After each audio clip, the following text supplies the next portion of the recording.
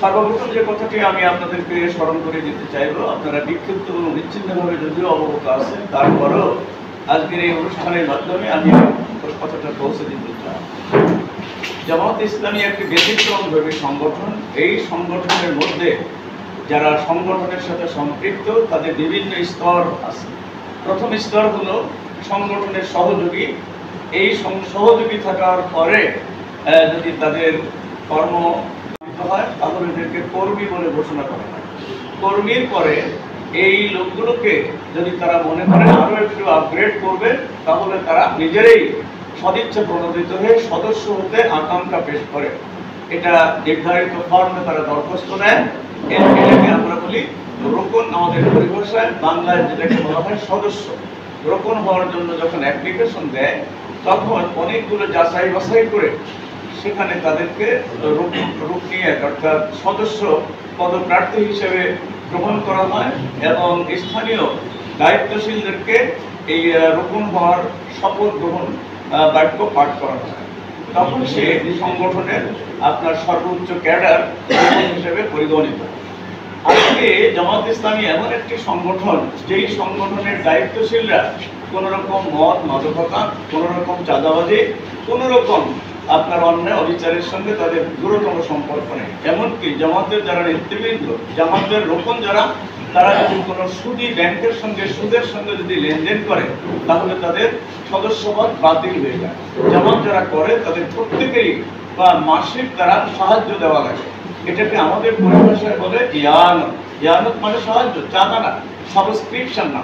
এই চাঁদা দিয়ে আমরা একেবারে নিম্ন স্তর থেকে সমস্ত লোকদেরকে, আমাদের কর্মীদেরকে, সহযোগীদেরকে নিয়মিত মাসিক টাকা দিয়ে এই দল করা হয়। এরপরে এই দলের মধ্যে সবচেয়ে বড় মজার এবং বৈশিষ্ট্য যেটা, এখানে কোনো কিছু আকার ইঙ্গিত চাওয়ার কোনো সুযোগ নেই। আমি জেলা আমির, থানা আমির হতে চাই, আমি আগামী নির্বাচনের সংসদ সদস্য হতে চাই, এমন কোনো মনোবৃত্তি মনোভাব কারো কাছে প্রকাশ করার কোনো সুযোগ নেই। হ্যাঁ, যদি আমাকে বাদ দিয়ে ভাইয়েরা যদি পরামর্শ করেন, কেন্দ্র যদি অনুমোদন করে, আমার উপরে যে দায়িত্ব আসে সানন্দ চিত্তে সেই দায়িত্ব গ্রহণ করতে আমি বাধ্য। এটাই হচ্ছে জামাতের সবচেয়ে বড় বৈশিষ্ট্য। জামাতের আরো একটা গুরুত্বপূর্ণ বৈশিষ্ট্য হলো এই জামাতের মধ্যে কোনো দলীয় কোনো আপনার উত্তরাধিকারী সূত্রের কোনো কিছু নেই। একসময় জামাতের নেতা ছিল জনাব আবুল আলা মওদুদি সাহেব। উনি যখন বার্ধক্যে চলে গেলেন তখন জামাতের আমির হলেন, তার নাম ব্যারিস্টার তোফায়েল আহমদ সাহেব। আপনারা নাম শুনে থাকবেন। অথবা গোলাম আজমের সময় জামাতের আমির ছিলেন। ওনার দলের থেকে যখন সরে পড়লেন বার্ধক্যজনিত কারণে, তখন ওনাদের ছেলের কাছে কোনো নেতৃত্ব যায় না, গেল আপনার পাবনা নিবাসী মাওলানা মতিউর রহমান নিজামের কাছে। মতিউর রহমান নিজামী রাহিমাহুল্লাহ শহীদ হওয়ার পরে আপনার এখানকার রোকনদের ভোটে আপনার নির্বাচিত হলেন আমির। বর্তমান আমির যিনি হচ্ছেন আপনার সিলেটের নিবাসী আপনার ডাক্তার শফিকুর রহমান সাহেব। এই যে দলের একটা বিশেষ বৈশিষ্ট্য, এটা সাধারণত অন্য কোনো দলে আছে বলে আমি মনে করি না। এই দলের একটা গুরুত্বপূর্ণ তাৎপর্য আছে। এবার আমি আসি, জামাত যে সংসদ নির্বাচনের জন্য আমাদেরকে যে মনোনয়ন দিয়েছে, এর সম্পর্কে আমরা প্রথমেই, আমাদের দেশে একটা বিশাল জনগোষ্ঠী রয়েছে, মাইনরিটি, যারা হিন্দু, খ্রিস্টান, বৌদ্ধ সম্প্রদায় রয়েছে, উপজাতি রয়েছে, নিয়মিত ট্যাক্স দেয়, কর দেয়, দেশের আপনার স্বাধীনতা সার্বভৌমত্ব মেনে নিয়েছে। অ্যাকর্ডিং দেয়ার মেরিট তারা আপনার চাকরি বাকরি সব জায়গায় তারা অংশগ্রহণ করতে পারবে এবং তাদের মেরিট অনুসারে বিনা ঘুষে তাদের চাকরি হবে। এই জন্য অনেকেরই একটা অশুভ কথা আছে, হিন্দুদেরকে কোনো পাত্তা দেওয়া হবে কিনা এটা নিয়ে চিন্তা ভাবনা আছে। জামাত মনে করে যে এই দেশের যে সমস্ত বেসরকারি স্কুল, কলেজ এবং মাদ্রাসা রয়েছে, এদের চাকরি জামাত ক্ষমতায় গেলে তাদের চাকরি জাতীয়করণ করা হবে। অর্থাৎ এদের চাকরিতে সরকারি স্কুল, কলেজ এবং মাদ্রাসার শিক্ষকরা যেরকম সুযোগ সুবিধা পায়, একই সুযোগ সুবিধা, একই ধরনের তারা আপনার আচরণ পাবে। তাদের আপনার এ ধরনের সুযোগ সুবিধা তাদের উপর আরোপিত হবে।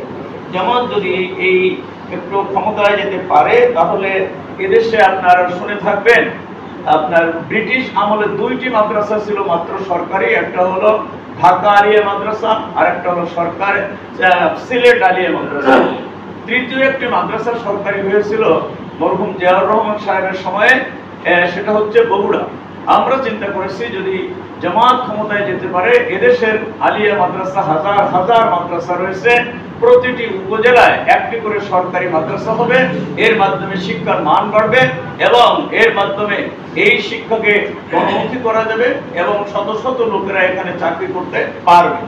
আমরা মনে করি জামাত যদি ক্ষমতায় যায়, কোনো জায়গায় কোনো রকমের ঘুষের কোনো দুর্নীতি আদৌ কোনো সুযোগ থাকবে না। মানুষ মিলিটারিতে ভর্তি হবে, পুলিশে ভর্তি হবে এবং যে যে স্তরের চাকরি করতে পারে, সরকারি বেসরকারি, আমরা গ্রাম লেভেলে তালিকা করে তাদেরকে এই চাকরির জন্য বিনা আপনার ঘুষে, বিনা উৎকোচে তাদেরকে চাকরি প্রোভাইড আমরা করবো ইনশাআল্লাহ। এতে আপনার কোনো সন্দেহ করার কিছু নেই। এরপরে যদি কোনো ব্যক্তি বিদেশে যেতে চায়, তাহলে আমরা তাদেরকে সরকারি খরচে বিদেশে পাঠাবার ব্যবস্থা করে দেব এবং তার যে টাকা তার পিছনে ব্যয় হবে সেটা আপনার মান্থলি স্যালারি থেকে আপনার সমন্বয় করা হবে, আস্তে আস্তে করে কিস্তি করে দেওয়া হবে। সরকারের ক্লাব হলো আপনার এর কাছ থেকে রেমিটেন্সের মাধ্যমে সরকারি পোশাকার ভর্তি হবে এবং ওই ফ্যামিলিটি আপনার বিদেশে সহজে প্রতারিত না হয়ে যাওয়ার কারণে তারা স্বাবলম্বী হয়ে গড়ে উঠবে। আমাদের সম্পর্কে অনেকেরই একটা ভুল ধারণা আছে, জামাত ক্ষমতায় গেলে মেয়েদেরকে পড়তে দেবে না, হায়ার এডুকেশনের তারা কোনো সুযোগ পাবে না, তারা চাকরি বাকরি পাবে না। আসলে এটা একটা অত্যন্ত কদর্য এবং ভ্রান্ত ধারণা। জামাত ইসলামের সুমহান আদর্শে তাদেরকে শিক্ষিত হতে হবে, তাদেরকে চাকরি করার সুযোগ পেতে হবে, তাদেরকে পরামর্শ দেওয়ার পার্লামেন্টে এবং বিভিন্ন স্তরে তাদেরকে পরামর্শ দানের সুযোগ করে দেওয়া হবে। আমি এ ব্যাপারে একটি কথা না বললেই নয়। আপনারা জানেন খলিফা ওমর রাদিয়াল্লাহু তাআলা আনহু যখন খলিফা ছিলেন, খলিফা মানে at that time he was the president of the country, তিনি আপনার একবার শুরা ডাকলেন। শুরা মানে একটা পরামর্শ অ্যাডভাইজারি কাউন্সিল ডাকলেন। সেখানে পুরুষ যেমন ছিল, মেয়ে লোকদেরকে ডাকলেন যে বিষয়টি কেন্দ্র করে, সেটা হলো মেয়ে লোকদের বিবাহের সময় একটা ডাওয়ার অর্থাৎ দেনমোহর ঠিক করতে হয়।